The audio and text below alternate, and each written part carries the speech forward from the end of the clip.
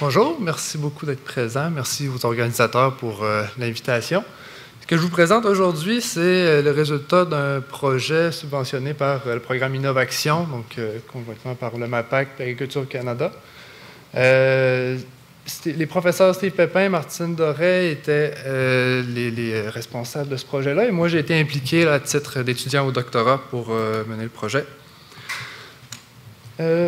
Donc, il y a plusieurs défis en sériculture biologique en ce qui a trait à la fertilisation azotée.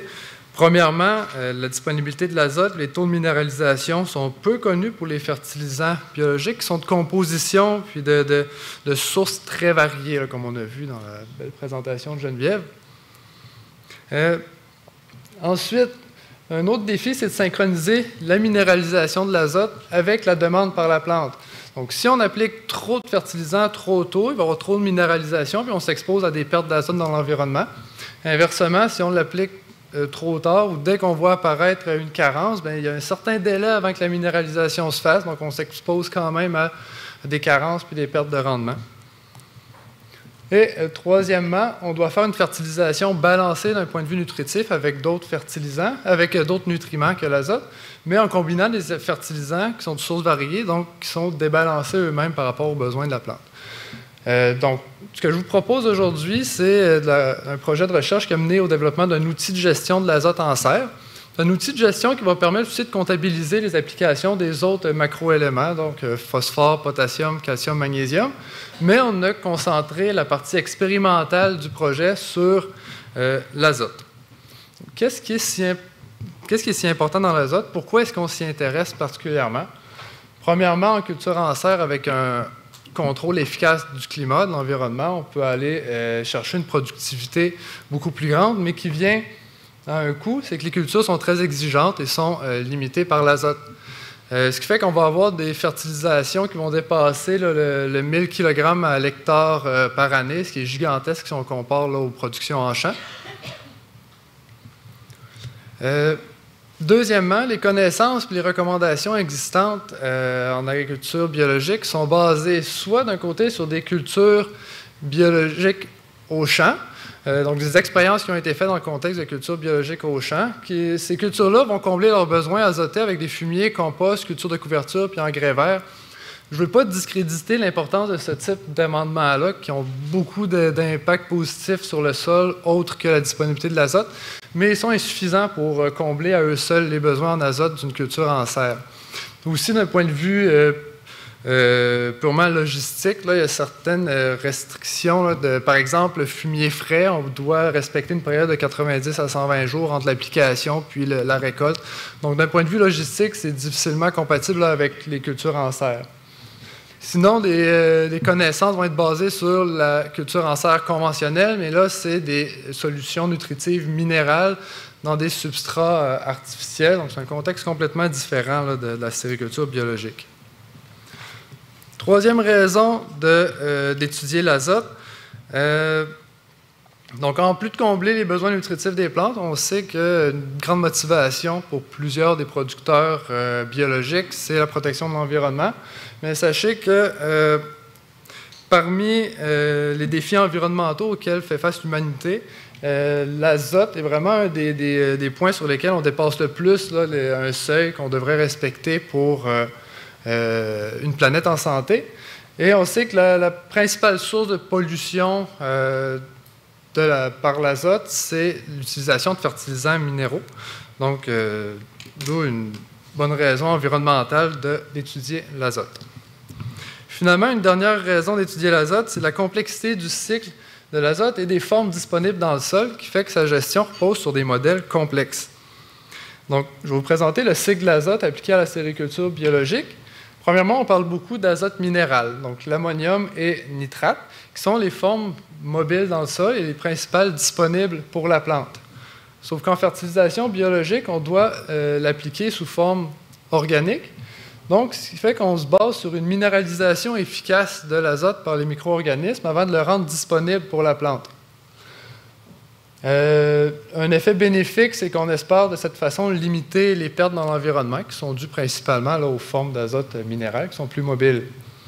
Vous voyez une petite flèche pointillée qui part directement des des molécules organiques azotées simples dans le sol vers le prélèvement par les plantes, c'est qu'il y a certaines études plus récentes qui ont démontré, incluant une partie du projet là, que je ne présenterai pas aujourd'hui, qu'on a démontré que les plantes sont capables de prélever l'azote un peu aussi sous forme organique, sauf que c'est encore un stade de recherche très fondamental, puis les résultats pour l'instant là, tendent à montrer que dans un contexte de culture en serre, ça serait assez marginal comme prélèvement d'azote, puis que les plantes tourneraient beaucoup plus vers les formes minérales d'azote. Donc, pour toutes ces raisons-là, c'est important d'étudier l'azote. C'est pour ça qu'on a concentré notre partie expérimentale là-dessus. Les deux objectifs sont... l'objectif principal du projet était de rendre plus précise et conviviale la planification de la fertilisation en serre biologique. Dans un premier volet, on a fait une expérience en laboratoire en testant la minéralisation de fertilisants biologiques d'utilisation courante. Et dans un deuxième volet, on a développé et on fait la validation d'un outil de gestion de l'azote pour aider les producteurs et les agronomes dans le calcul de la fertilisation. Le reste de la présentation va aller dans cet ordre-là. Je vais commencer par présenter les résultats de l'expérience en laboratoire de minéralisation. Ensuite, je vais présenter un résumé du modèle informatique sur lequel se base l'outil de gestion. Ensuite, je vais présenter ce qu'on a fait comme suivi en serre pour valider l'outil. Et finalement, je vais présenter l'outil lui-même, à quoi va ressembler l'interface utilisateur là, qui va être rendue disponible. Donc, commençons par l'expérience d'incubation. Premièrement, il fallait choisir des fertilisants parmi la grande variété disponible sur le marché.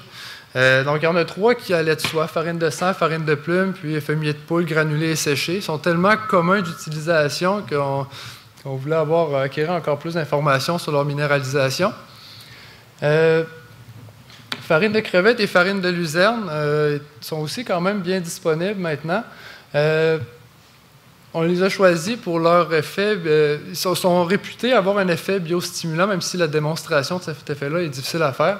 Nous, on n'a pas fait d'expérience sur cet effet biostimulant-là, mais en ayant des informations sur leur minéralisation, quelqu'un qui l'applique pour son effet biostimulant va aussi avoir une idée de comment l'inclure dans son calcul de fertilisation en azote.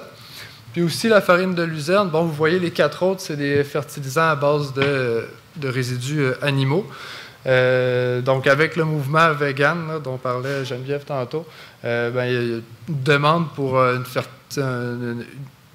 production de végétaux 100% sans des apports des animaux. Donc, c'est important là, pour nous d'avoir au moins un fertilisant issu là, de matière végétale.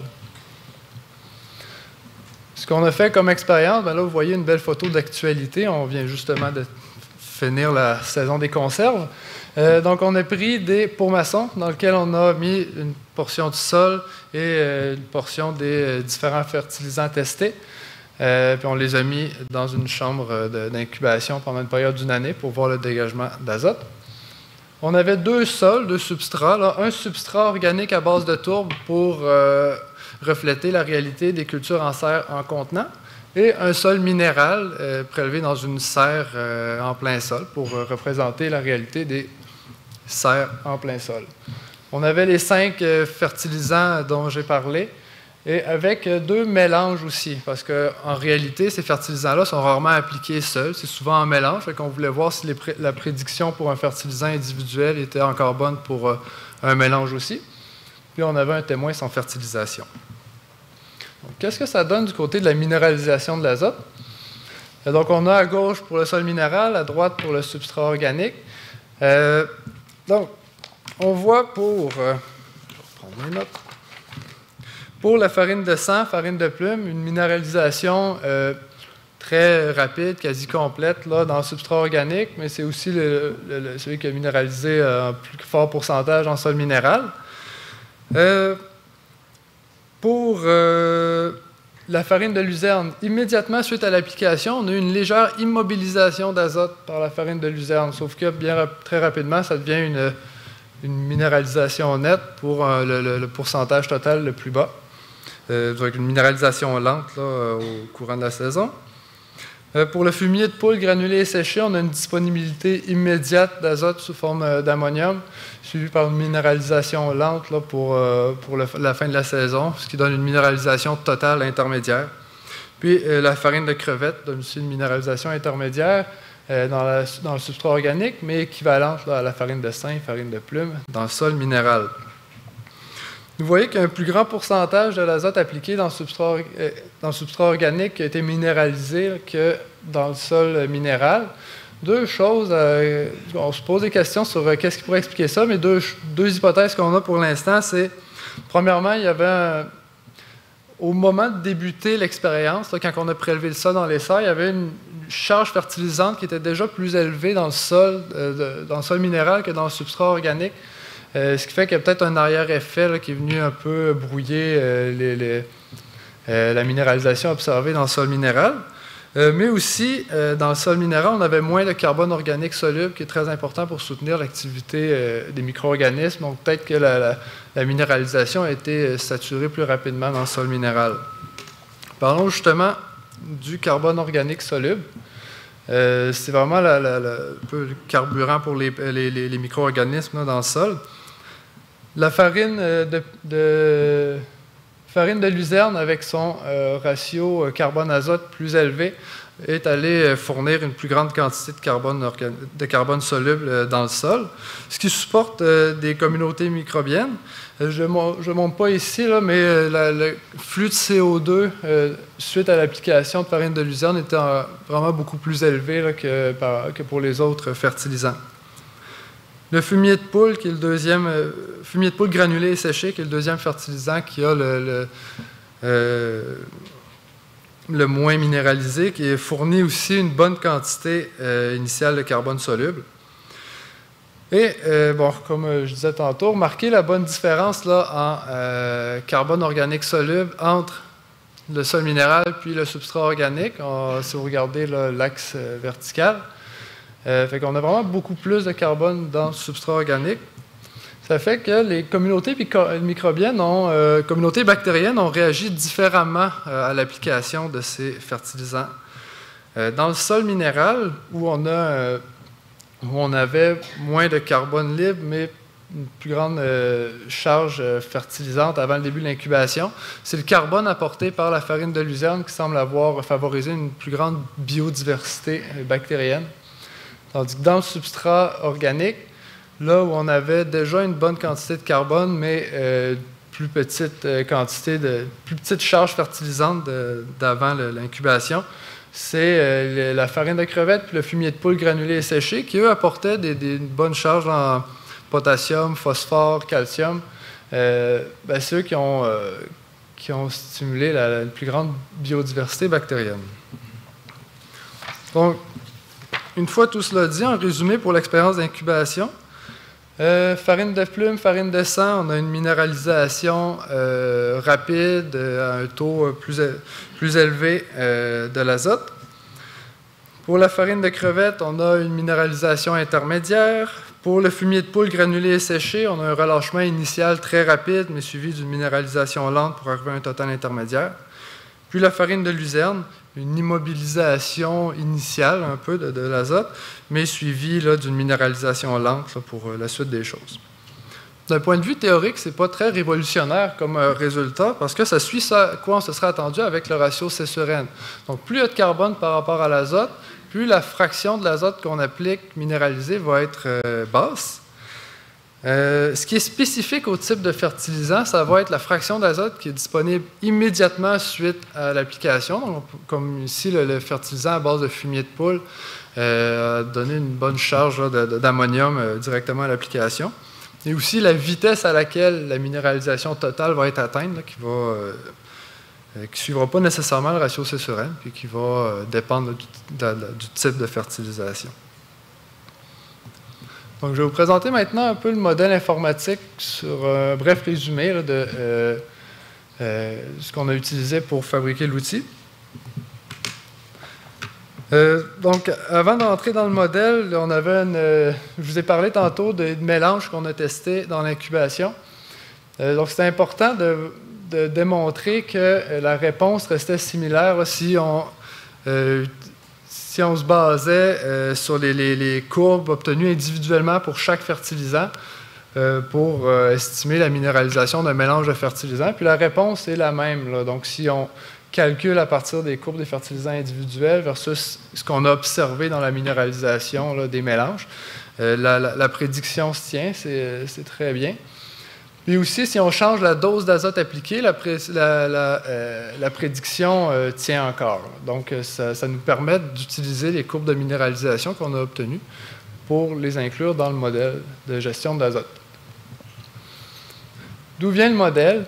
C'est deux chercheurs à Agriculture et Agroalimentaire Canada, Shabtai Bittman et Derek Hunt, ils sont en Colombie-Britannique.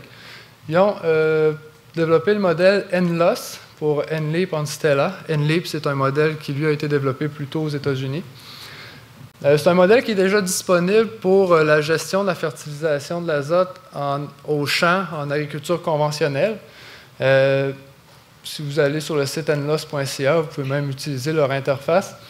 C'est un modèle qui prenait très bien en charge la matière organique, donc qui était intéressant pour nous. Notre objectif était d'étendre le modèle à la sériculture biologique, puis d'intégrer les résultats de notre incubation pour modéliser la minéralisation de l'azote appliqué. Le logiciel de modélisation qui a été utilisé s'appelle Stella. Mon objectif, ce n'est pas de vous vendre ce logiciel-là, mais juste de vous justifier notre choix de ce logiciel-là. C'est une modélisation qui est visuelle. Donc ici, bon, je vous montre la partie du modèle qui est la gestion des flux, des mouvements d'eau dans le sol. Ça a l'air très complexe. Donc c'est un modèle qui nous permet d'avoir une certaine complexité, mais quand on va voir de plus proche, c'est très visuel.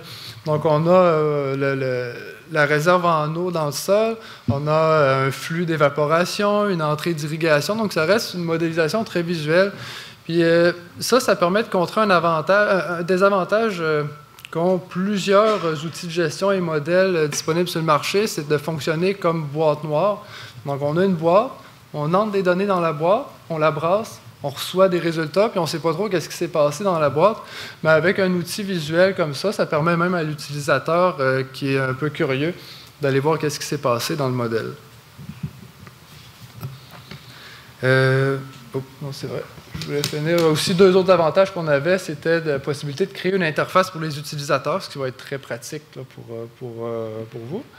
Puis aussi, on avait différentes options de diffusion pour rendre le modèle disponible. Donc, en résumé, ce que le modèle va pouvoir faire, donc NLOS-OG pour Organic Greenhouse, ça va être adapté à la sériculture biologique. Il va y avoir trois types de simulations qu'on va pouvoir rouler. Premièrement, un style incubation. Donc, c'est une simulation très simple qui ne demande pas beaucoup de données là, à fournir au modèle, qui permet de faire un peu comme l'incubation en laboratoire que nous, on a fait. Donc, juste calculer la minéralisation de l'azote au total dans les mois qui suivent la fertilisation. Ensuite, une modélisation pour serre en contenant, puis une modélisation pour serre en plein sol. Les espèces cultivées prises en charge par le modèle, pour l'instant, c'est concombres, poivrons et tomates. Je lance un appel. S'il y en a qui ont des données de budget d'azote de culture, venez me voir. Pour moi, c'est vraiment pas beaucoup d'efforts d'étendre le modèle à d'autres cultures que concombres, poivrons ou tomates. C'est juste que ces données-là de bilan d'azote ne sont pas tant disponibles que ça dans la littérature. Fait que venez me voir si vous avez les données. Moi, je vais étendre l'application à n'importe quelle autre culture. Donc, on va permettre aussi certaines régies de culture typiques de certaines serres, comme avec ou sans paillis, certains types de labours d'incorporation des fertilisants dans le sol. On va permettre une grande variété d'intrants d'azote, ce qui est particulier là, de l'agriculture biologique. Donc, les fertilisants bio qu'on a testés en incubation, bien sûr, mais aussi compost ou autres amendements avec un rapport carbone-azote plus élevé. La fertigation, même si dans nos suivis en serre, on n'a pas validé cette partie-là du modèle, on sait que le modèle va permettre d'entrer de la fertigation, vu qu'on sait que c'est de plus en plus populaire avec les engrais biologiques solubles qui sont disponibles sur le marché. La fertilisation minérale, je l'ai mis entre parenthèses. c'est une partie du modèle qui était présente, là, vu que le modèle vient à l'origine de l'agriculture conventionnelle. Je l'ai laissé active parce que dans d'autres juridictions, si vous avez des collègues aux États-Unis, ben, ils vont pouvoir utiliser cet outil-là aussi puis comptabiliser leur fertilisation minérale. Finalement, les variables climatiques requises sont assez simples. C'est des choses qu'une station climatique d'une serre va fournir. Donc, température, on veut aussi des données sur le volume d'irrigation puis la fraction de lumière transmise par la serre. Donc, c'est assez simple là, ce qu'on a besoin pour faire rouler le modèle. Puis, les pertes d'azote sont aussi modélisées. Donc, volatilisation, dénitrification, lessivage, immobilisation par les micro-organismes. Donc, premier essai, c'est d'aller resimuler nos mélanges de fertilisants quand on fait juste rentrer nos quantités de fertilisants individuels qu'on a mis dans le mélange. Donc, la prédiction pour la minéralisation est très bonne. Là, ça, c'est la prédiction dans le substrat biologique à base de tourbe. Donc, en pointillé, c'est ce qu'on a réellement observé pendant l'incubation, tandis que la ligne pleine, c'est la modélisation par le modèle. Fait que pour la minéralisation de l'azote, la prédiction est très bonne, mais donc pour la partie simple là, du modèle, là, ça va très bien. Maintenant, pour les suivis en serre, on a fait 4 validations pour concombre, poivrons et tomates chez 2 producteurs commerciaux puis 2 cultures expérimentales à l'université. Donc, on a pris 3 ou 4 rangs chez chaque producteur pour suivre. On a fait un bilan d'azote. Fait qu'on a suivi tous les intrants, toutes les sorties aussi. Fait que la biomasse, l'accumulation de biomasse par la plante, les récoltes de fruits, aussi les débris qui ont été enlevés, comme les feuilles là, pour certains types de cultures. Les mesures qu'on a fait, c'est des échantillonnages de sol périodiques. Et bon, ben c'est ça, comme je disais, les débris puis les récoltes. Donc, ce que ça va donner un peu comme résultat, là, bon, je vous présente juste l'azote minéral. Ça, c'est une validation qu'on a faite dans une culture de tomates en serre commerciale. Les points orange, c'est ce qu'on a réellement observé.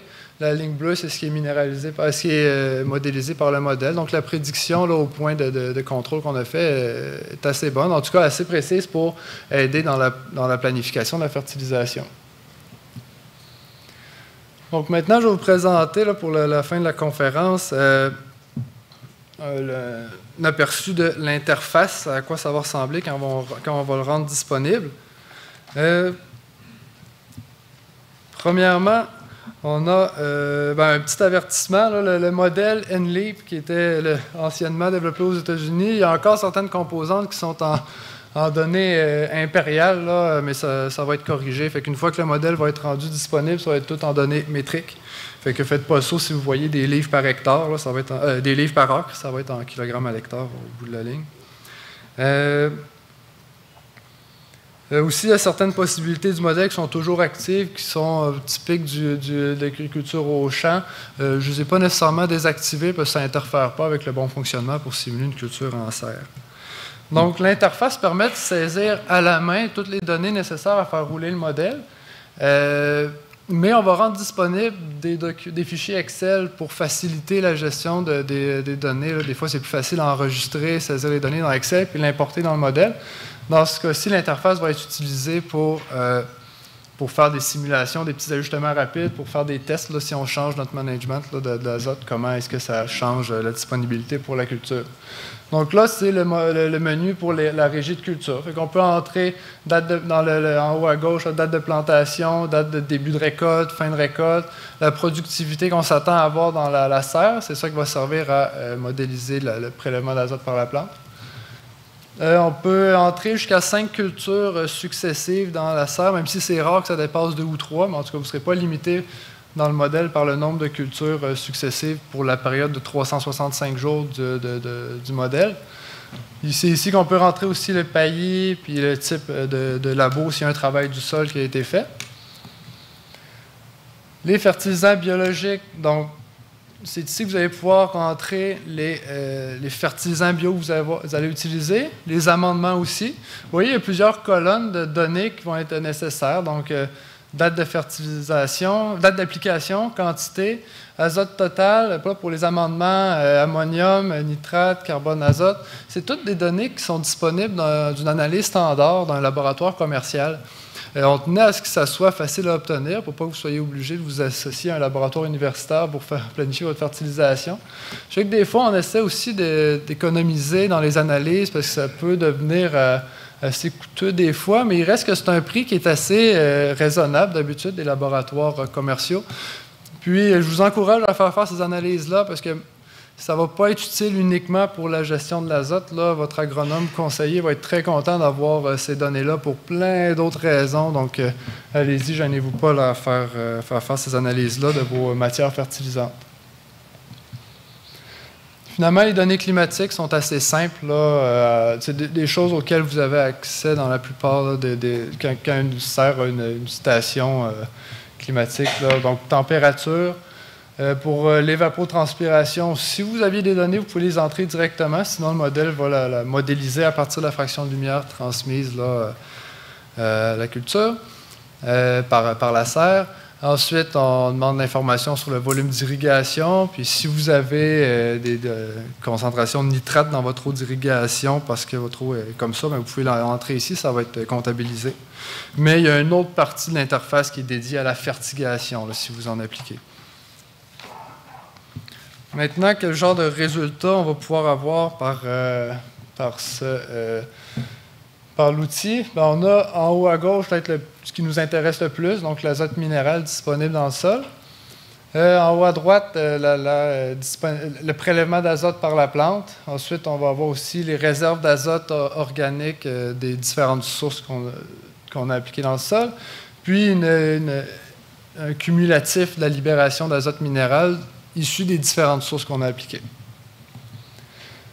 Aussi, le logiciel permet de modéliser des pertes d'azote, comme je disais. Donc là, c'est le lessivage qui était le plus important dans cet essai-là. Et aussi, on peut voir là, les pertes en eau, donc avec le volume d'irrigation, mais aussi l'eau lessivée versus l'eau transpirée par les plantes. Comme je disais, le logiciel permet de comptabiliser les apports en phosphore, potassium, calcium, magnésium, mais là, ce n'est pas une modélisation de leur disponibilité pour la plante, c'est vraiment juste une comptabilisation. Mais juste ça, que le calcul soit fait automatiquement, c'est déjà un bon avantage pour aider dans les calculs quand on considère qu'il va y avoir peut-être une fertilisation aux 3 semaines, des fois, qui va être faite pendant la saison, donc ça rend complexe là, la comptabilisation des fertilisations. Donc, c'est un logiciel. Là, nous, pas un logiciel, mais c'est un outil de gestion qu'on va qu'on va rendre disponible bientôt. Ça commence à être développé. Donc, il va toujours y avoir des opportunités de développement pour l'avenir s'il y a d'autres projets de recherche qui se font. Premièrement, qu'est-ce qu'on fait quand on applique un fertilisant différent des 5 qui ont été testés? Pour l'instant, il y a différentes options là, pour l'utilisateur. Soit, comme je disais, on peut estimer la minéralisation totale assez bien avec le ratio C sur N. Vous pouvez estimer une équation de minéralisation puis la rentrer par vous-même dans le modèle. Sinon, si vous avez vous-même les données de minéralisation d'un fertilisant qui pourrait être fourni par le fournisseur, par exemple, vous pouvez l'entrer dans l'outil de gestion. Et sinon, si c'est un fertilisant avec un rapport carbone-azote plus élevé, là, vous pouvez l'entrer en tant qu'amendement, au même titre qu'un compost là, dans le modèle.